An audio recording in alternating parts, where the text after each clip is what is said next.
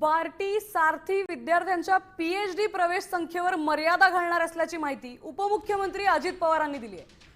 स्कॉलरशिपसाठी एकाच कुटुंबातील 5 जण पीएचडी करत असल्याचंही त्यांनी सांगितलंय। मेरिटमध्ये असलेल्या मुलांना महायुती सरकार प्राधान्य देत असल्याचंही त्यांनी सांगितलंय।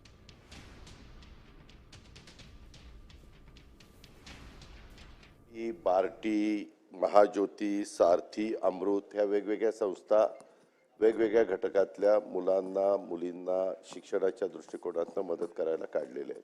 काही ठिकाणी एकाच परिवारातले 42-45 हजार रुपये मिळतात म्हणल्यानंतर 5-5 लोक पीएचडी करायला लागलेत एका फॅमिलीतले।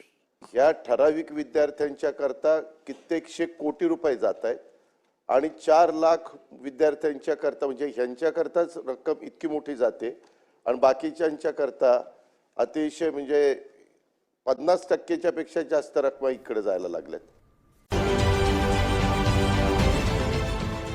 देश विदेशातील प्रत्येक घडामोडींचे लाईव्ह अपडेट मिळवण्यासाठी आता साम टीव्हीच्या सर्व सोशल मीडिया प्लॅटफॉर्मला लाईक, फॉलो आणि सबस्क्राईब करा।